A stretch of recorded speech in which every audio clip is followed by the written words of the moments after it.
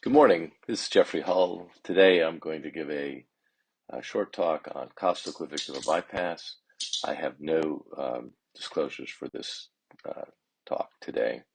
So CostoClavicular bypass is a subcutaneous stent graft placed in the outflow of a dialysis fistula, tunneled subcutaneously over the clavicle, and placed into the external or internal jugular vein. The indications for this procedure have been thoracic outlet, SVC thrombosis, and recurrent stenosis requiring stent graft placement in a patient with subclavian pacemaking wires. So here's an example of the case. This was, I think, our first case where a patient had massively swollen woody edema in his left arm, but could not lay flat to have general anesthesia for repair of this. So we placed two Gore stent grafts that had a Viabond-like end on one side and a regular accessible graft on the other. We placed one centrally. We placed one in the outflow of the fistula.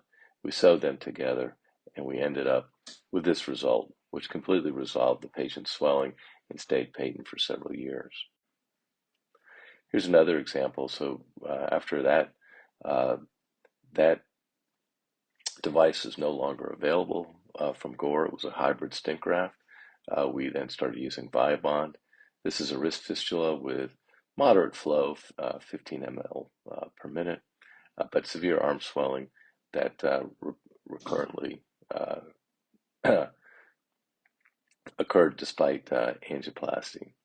Ultimately, after multiple angioplasties, there was occlusion of the subclavian vein, and this was treated again with an axillary jugular CostoClavicular bypass using a Viabond, overlapping Viabond stent grafts.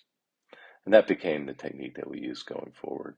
Here was another example of swelling and stenosis in a cephalic fistula. Again, you can see we're in the outflow of the fistula and tunneled subcutaneously over the chest wall through peel-away sheaths. And there you can see the distance between the fistula from the cephalic vein into the external jugular vein centrally.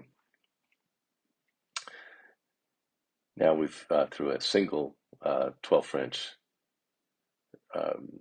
sheath, we place the Viabond stent grafts in an overlapping fashion and get this result with decompression of the swollen arm.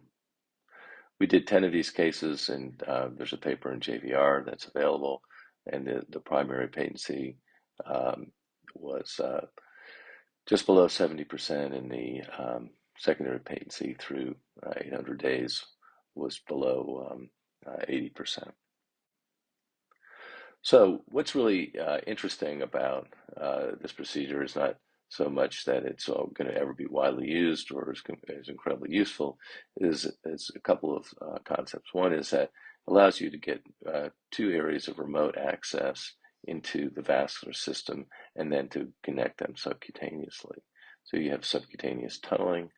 The Viabond graft enables you to do this fairly easily, and importantly, it gets good sealing at both ends. So you get, even if there's size mismatch between the Viabond and the fistula, you get a hemostatic seal.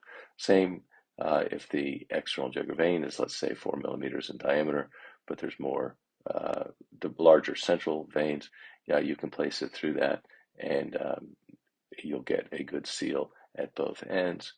No bleeding from the Viabond graft, and no seroma. So it's actually works very well, though it was not intended for this use. So you ultimately get a good bypass with hemostasis and no secondary complications that is fairly durable. So what are the possible applications for this? So I think, we're really talking about an extravascular stent graft type system. So we've used it for dialysis access salvage as described in the CostoClavicular bypass. But imagine if that graft was instead an accessible dialysis graft that could be punctured for dialysis. Now you could salvage all sorts of forearm and mid-arm fistulas that are having different problems, and then use the stint graft as a source for continued dialysis. This is also applicable outside dialysis. It will allow you to do extravascular fem-pop luteal bypass, perhaps, without doing like the PQ bypass, where you have to go through the vein, which most likely thrombosis by using the vein. I think that's what's most interesting about this procedure. It's been reported by several other people to be used. I think when you couple this with the next talk, you might be able to create an extravascular connection between either the SVC and a fistula in the upper extremities, and instead of just putting a catheter in there, you could put a stint graft, which might increase the utility of the surfacer type procedure. So that's my out of the box presentation. Thank you for your attention. Hope everyone's having a great time in Greece. Sorry I couldn't be with you in person. Take care.